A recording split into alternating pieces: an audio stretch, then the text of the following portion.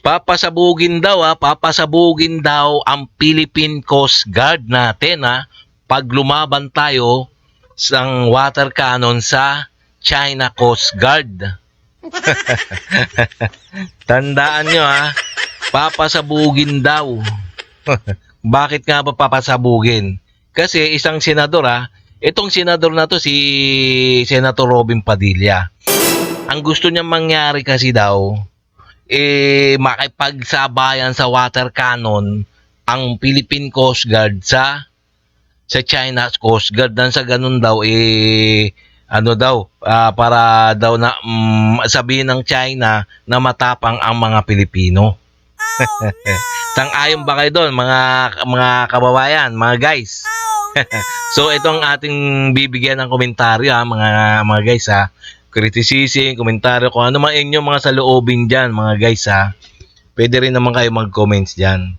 Okay, no? So kung bago pa lang sa aking channel please like and subscribe na lang muna sa ating YouTube channel bago tayo mag-umpisa. And also please para-subscribe din kay Melvs Castle.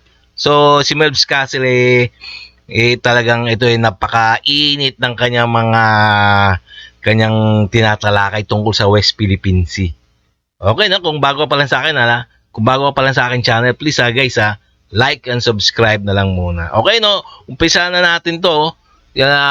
Umpisa na natin kung bakit ba sinabi ni Senator Robin Padilla na na makipagsabayan ng bombahan sa sa China Coast Guard. Ba't di kayo bumili ng mas malakas na water cannon at gumanti kayo? Iyan ang suggestion nitong si Senator Robin Padilla, ang maglagay ng mas malakas na water cannon ng Philippine Coast Guard at mapagbombahan tayo sa China.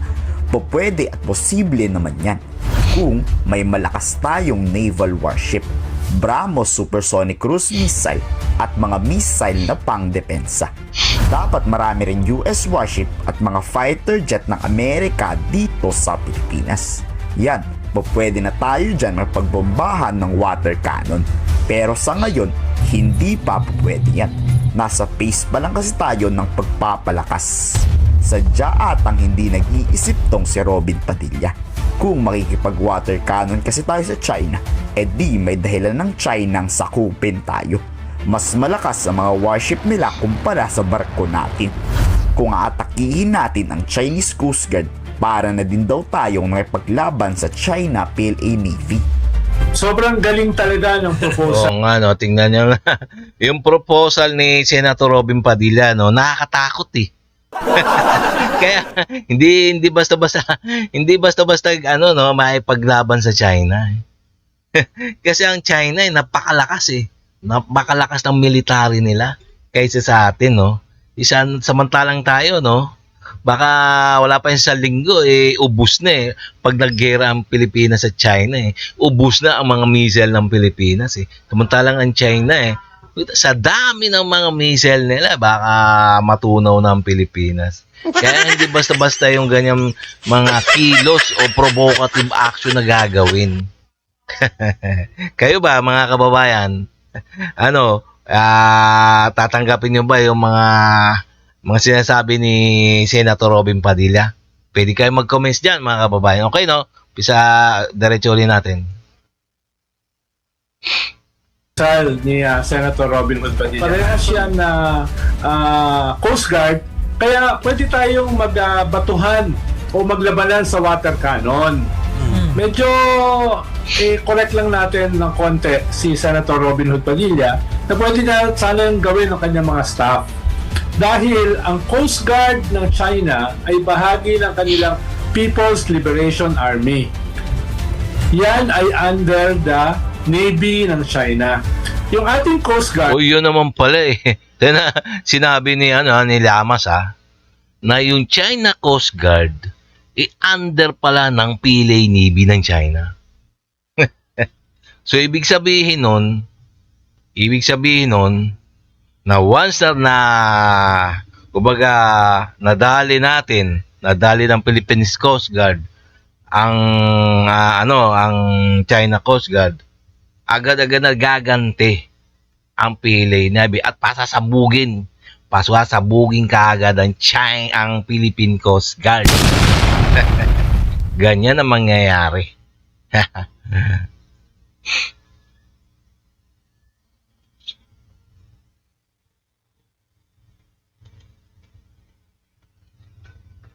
ay under ng DOTR. Ibig sabihin nun, yung ating Coast Guard ay civilian. Hindi yan military.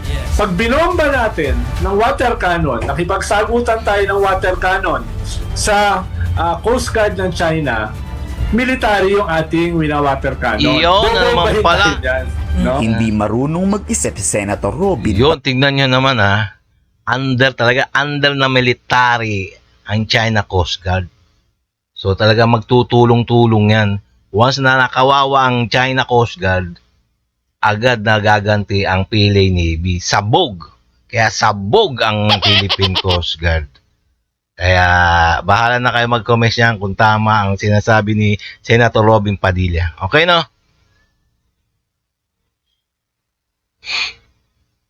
Padilla. Yan ang gustong sabihin ni Commodore J. Tariela. Ang pagtindig nga sa West Philippine Sea ay hindi paghahanap ng gulo o pakikipag-away. Ini-expose lang natin ang harassment at aggressive actions ng China para ipaalam sa buong mundo ang nangyayaring pananakit sa mga Pilipino. May mga ibang Pilipino kasi dyan na pro-China talaga eh.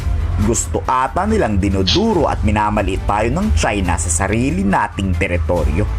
Binigyan din ni Commodore J. Tariela, hindi sinisiraan ng PCG ang China.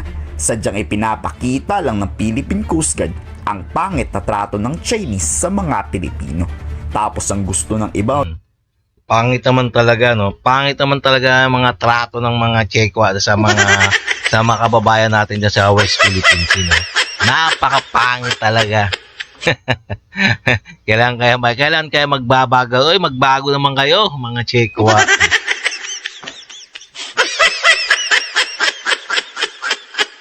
pasakop pa tayo sa China, di sobrang baba ng tingin ng Chinese sa atin. So para sa akin, I respect his opinion, but I would also like to take this opportunity, ng pagtindig natin sa West Philippine Sea, particularly exposing the Chinese aggression, is not as an escalation or provocation. Ito ay paglalahad lamang ng tamang impormasyon para tumaas ang kamalayan ng ating mga kababayang Pilipino pagdating sa mga insidenteng nangyayari dito. Paglalahad ng mga insidente sa West Philippine Sea, wala tayong fabricated information, wala tayong kasinungalingan, and these are all supported by videos and photos. At pinaka-importante sa lahat, Ma'am Corina, there were media who were embedded sa ating mga barko. They have eyewitness accounts na kung ano talaga ang nangyari sa mga insidente na to. And I don't think that their claim na puro kasinungalingan at paniniwala lamang ang ginagawa ko sa China is something na kailangan nating pangpaniwalaan at pag-usapan.